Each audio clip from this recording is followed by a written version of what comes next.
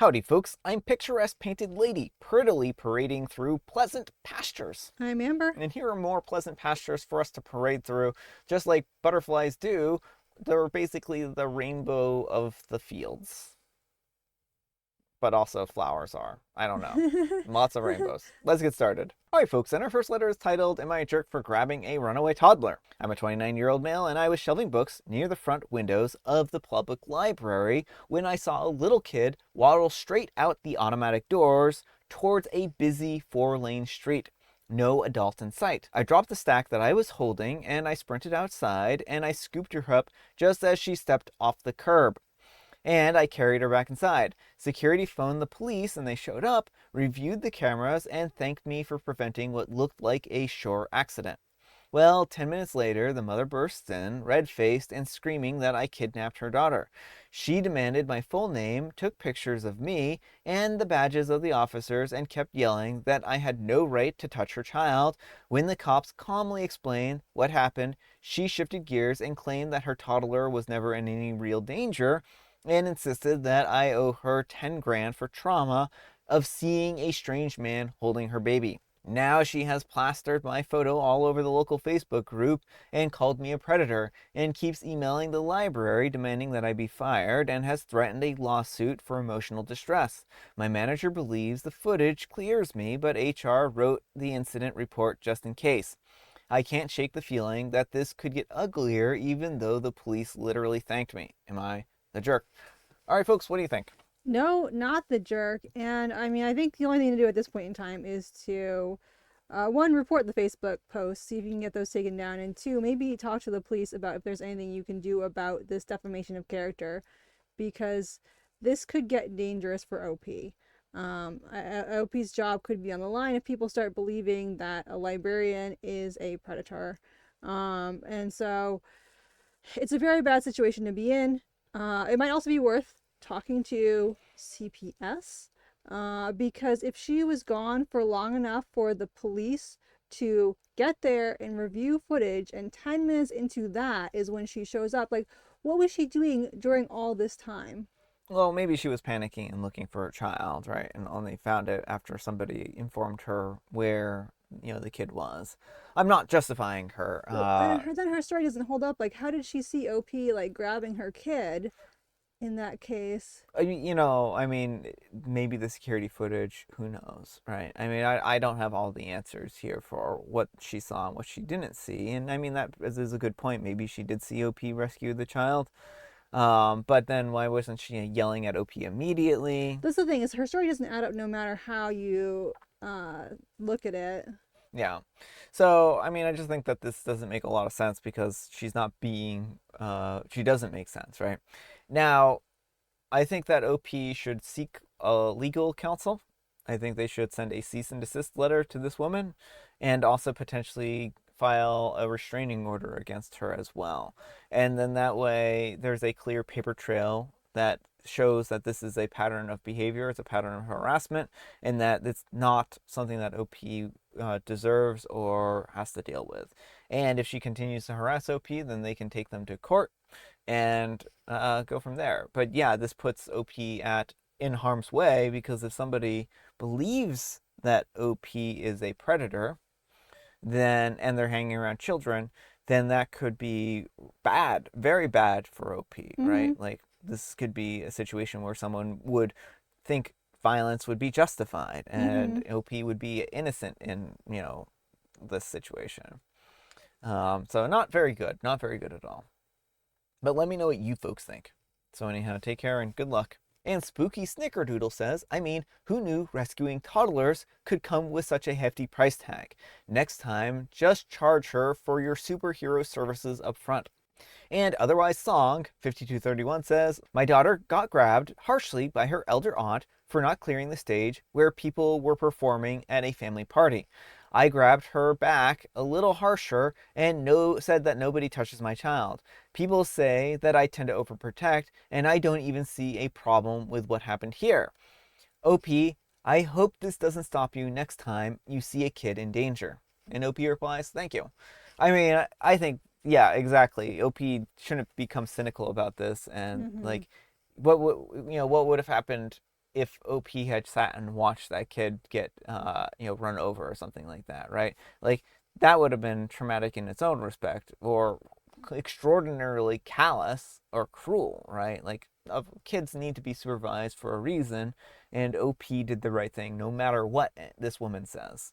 And either management, 813 says, were it me and your boss on the were it me, and if your boss were the head of the library, I would approve a contact with a local TV station and have them run a human interest story complete with a clip of the camera footage, or sue her for defamation since she made public posts that could affect your future jobs. Defamation is hard to prove in court in the United States if this is in the United States. And if it is, then there needs to be an actual, from what I understand, financial loss. So, I mean, OP should definitely contact a lawyer and see if there is a defamation suit here, but there may not be a defamation suit. Well, I mean, if they're trying to get him fired, that would affect his livelihood, so. Yeah, but only if he actually gets fired. And Izzy Islandheart says, yes, this. Also, ask them for a copy of the footage for your own records. Once you have it, post it to Facebook. There's a chance that they won't give it to you if they know that you intend to post it on Facebook, even though it paints you and the library in a favorable light. It could also get the woman's friends to dogpile the library page. Alright folks, and our next letter is titled, Today I Messed Up by Giving My Girlfriend's Dad the Worst Handshake of His Life. This just happened last weekend. My girlfriend, a 25-year-old female, and I, a 27-year-old male, have been dating for 2 years, and I finally met her very formal, very intimidating father. I was nervous, sweaty, and overthinking every move. When he extended his hand, I went for a firm handshake, but I misjudged the angle. Instead of a handshake, I somehow grabbed his thumb. Just his thumb, and I shook it vigorously.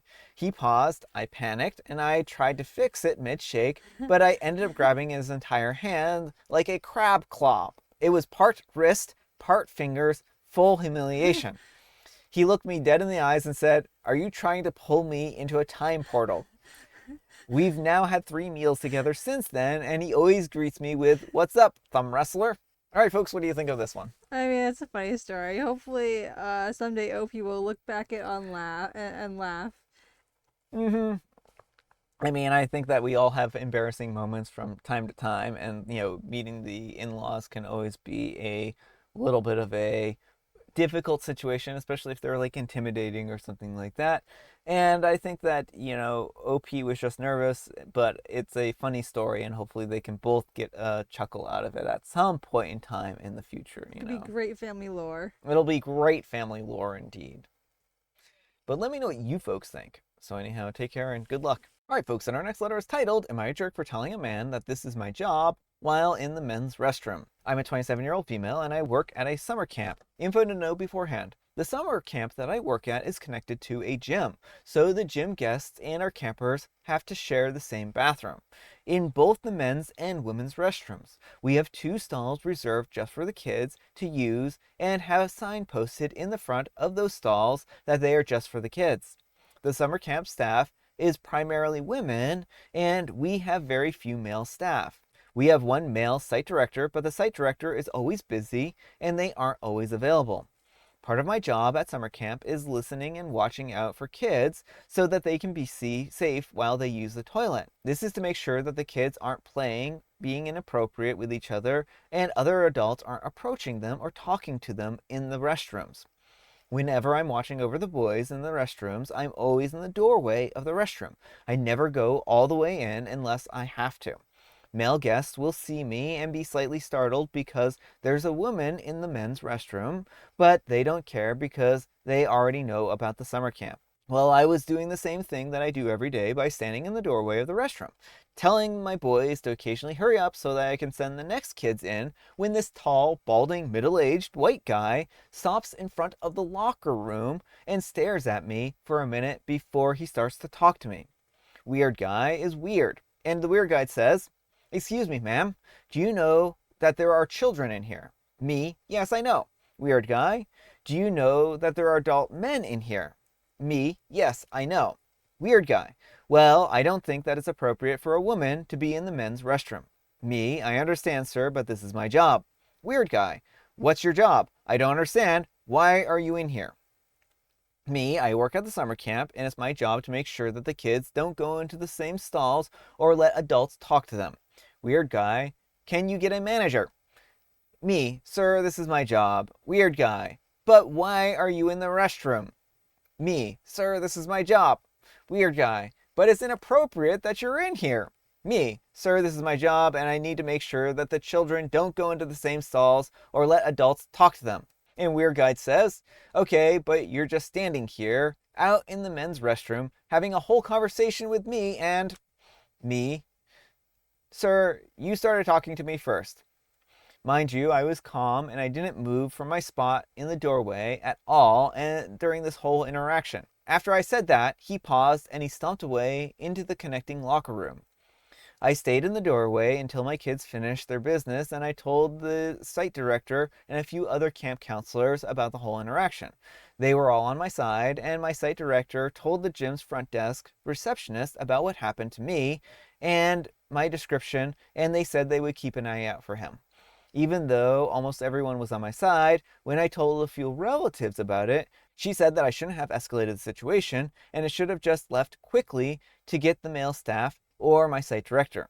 I don't think that I'm a jerk, but those relatives are making me second guess myself. So am I the jerk? All right, folks, what do you think? No, not the jerk. OP was doing her job.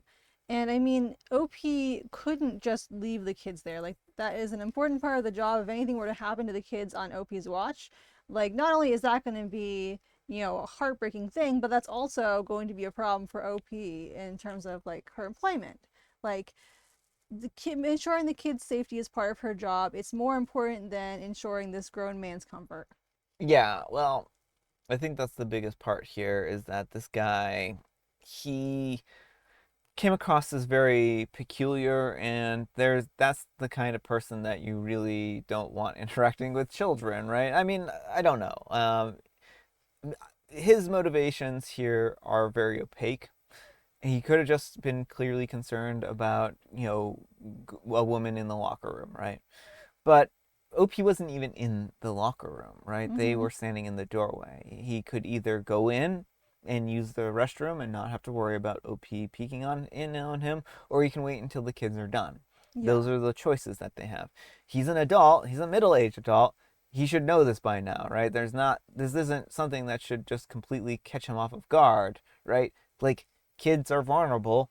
They need an extra pair of eyes to watch out for them. And if there aren't any other staff available, then it's going to be left up to a woman to supervise them and make sure that they are still being safe.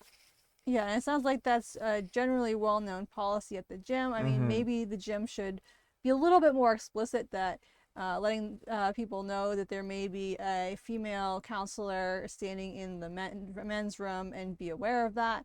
But the kids are need to be protected in this situation, and even stepping away for a few minutes, is long enough for something bad to potentially happen. And Mm-hmm. hopefully nothing would, but you just don't want to take that chance. Exactly.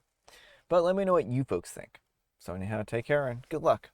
All right, folks, and our next letter is titled Skin to Skin with My Newborn Daughter Hit Me Harder Than I Expected. I'm a new dad, and I just had my first real skin to skin moment with my newborn daughter. I knew that it was supposed to help with bonding, but I didn't expect to hit me so emotionally. When she was lying on my chest, I could feel her tiny body completely relax while she listened to my heartbeat. It was quiet, peaceful, and honestly one of the most powerful moments that I've ever felt. Everything else just faded away. She felt safe with me, and for a second, I actually felt like I was doing something right. Like I was exactly where I was supposed to be. I've never posted anything like this before, but I needed to let it out somewhere. This moment shook me in the best possible way. All right, folks, what do you think of that? Oh, that's so sweet, so wholesome. It is. It is. It's very sweet. It's very wholesome. And I mean, it's a nice break from some of the more terrible things that we have to talk about. The thing is that there are a lot of nice and good people in the world, and sometimes it can be hard to see the beauty in the world when there's a lot of terrible things going on. But, remember, there are good people out there, and there are nice things that do happen, even if it's sometimes difficult to see them. We're also on the worst possible subreddit a lot of times Yeah. to find anything positive. Yeah. All right, folks, it is tea time. Grab your beverages of choice. I've got some tea right here, and Amber, she has a joke. How do scarecrows make decisions? Well, they clearly don't use their brains because we learned that from the Wizard of Oz. Scarecrows, they don't have brains. Plain and simple. We know it. It's never been up for debate. Um, they in order to make their decisions though, they must use like a straw man pull. They draw straws. Oh yeah, that's what I meant. I meant drawing straws, but for some reason I called it a straw man pull. And it's Build a Scarecrow Day, and it's also Shark Week. Oh, so make sure to go throw a scarecrow into the shark-infested No, waters. don't do that. Build your scarecrow separately from the shark-infested waters. Build a scare shark I mean, out you of could. out of straw, and then it'll scare the crows away and the other humans in the fields.